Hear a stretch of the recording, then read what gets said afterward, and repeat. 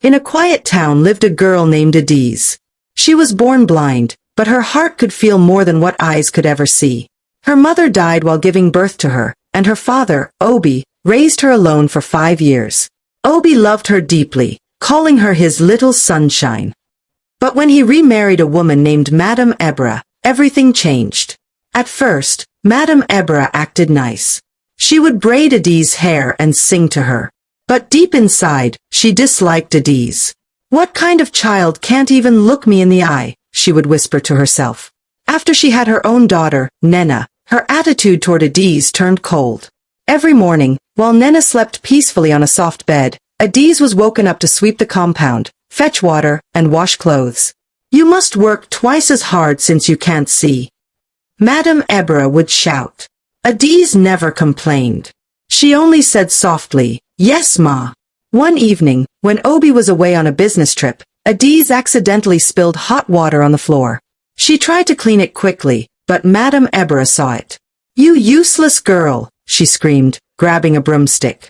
Adiz felt the sting of each stroke on her back, but she did not cry. She just whispered, "I'm sorry." Nena stood nearby, watching silently. She was only 8, but she knew what her mother was doing was wrong. Later that night, Nena sneaked into Adiz's room and placed bread and water beside her mat. "I'm sorry for what my mummy did," she whispered. Adiz smiled.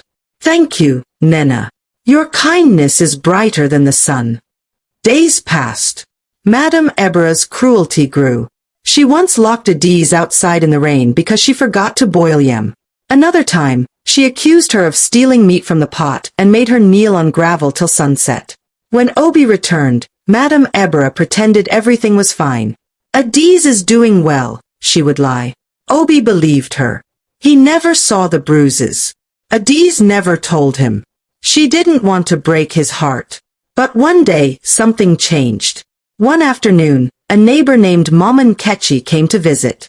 She was an old woman with sharp eyes and a nose for trouble. While drinking palm wine with Obi, she asked, "Where is that sweet blind girl of yours? I haven't seen her smile in weeks." Obi called out, "Adiz." She came out slowly, her feet bare and her dress torn. Her lips were cracked, and her arms were covered in faint scars. Maman Kechi's eyes widened.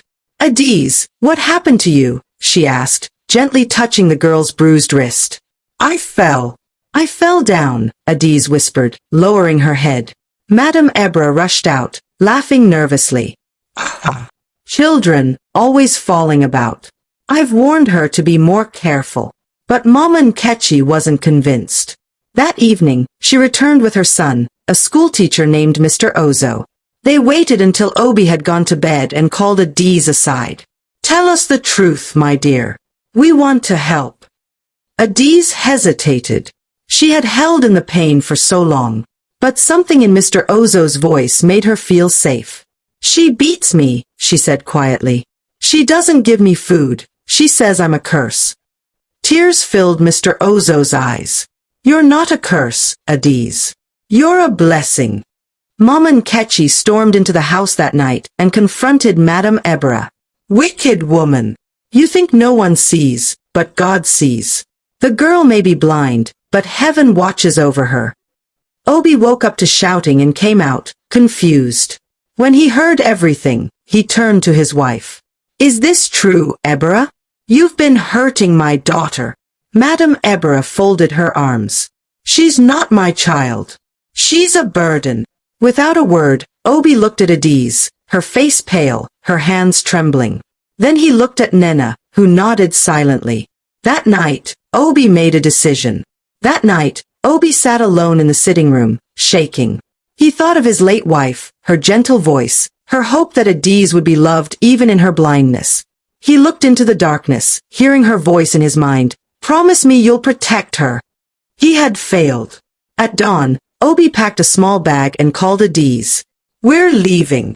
"Where are we going, Papa?" she asked. "To start again, somewhere you'll be safe." He held her hand, and they walked away without looking back. They moved to a nearby town called Oloru, where Obi found work as a school gardener. They lived in a one-room house, but there was peace. Obi enrolled Adiz in a special school for the blind. It was the first time she touched Braille books. At her new school, Adiz met a teacher named Miss Eniton who also had low vision. She was kind and patient. "You are not broken," she told Adiz. "You just see differently." Adiz made her first friend, a girl named Zina who lost her sight in a fire. "You smell like soap and rain," Zina said. Adiz laughed. "And you smell like groundnut and books." They became sisters in spirit. Obi watched her grow in confidence. At night, she would read aloud from her Braille stories. "Papa, do you want to hear what I wrote today?" she asked. He always said yes. Her words painted colors he could see in his mind. Back in the village, Madame Ebra's pride fell like dry leaves. Nena grew distant from her, often quiet and sad. People whispered about what she had done. Even Maman Ketchi refused to greet her. Madame Ebra tried to justify herself. "I didn't hurt her that much." But Nena replied, "You hurt her every day, Mummy. I saw it." That silence stung more than a slap. In Oloru, Adiz won a writing competition for blind students. Her story was titled, "The Girl Who Felt the Rain." The judges wept. She received a scholarship to a special academy in the city. Obi hesitated. "It's far, and you'll be alone." "I won't be alone, Papa.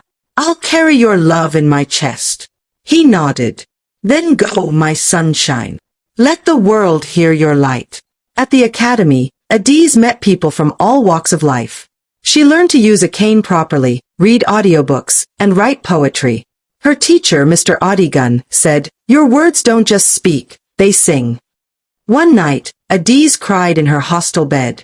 "Why did my stepmother hate me?" she whispered to Zina. "She was blind, Ada," Zina replied. "But not in the eyes. In her heart." Years passed.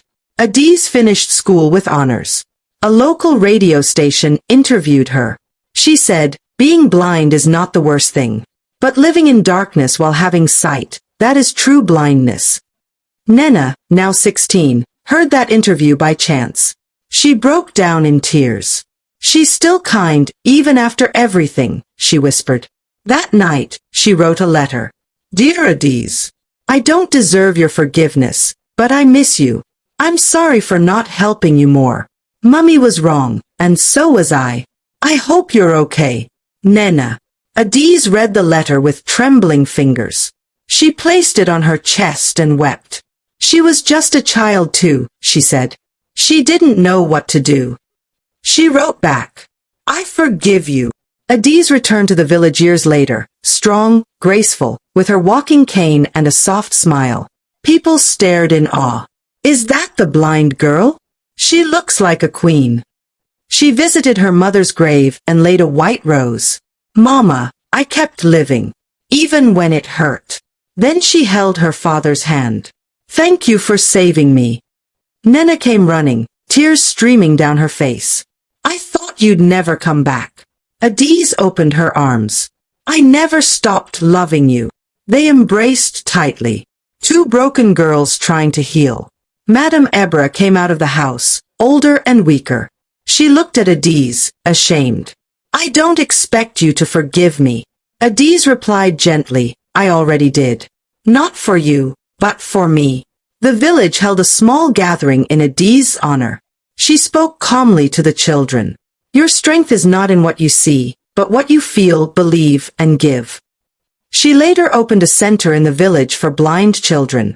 It had books, music, Braille tools, and a motto painted on the wall. "We may not see the light, but we can be the light." At night, Obi sat on the porch with gray hair and pride in his eyes. Adiz sat beside him, listening to the wind. "Do you still feel the world like you used to?" he asked. She smiled. "Even more now." And in the silence, the blind girl who had once been hidden and hated now shone brighter than anyone in the village. Because even without eyes, Adiz saw everything. Please, subscribe to African Tales by Helen Gold for more African stories. Comment, like, share, and turn on your notification bell. Thanks for always watching our story.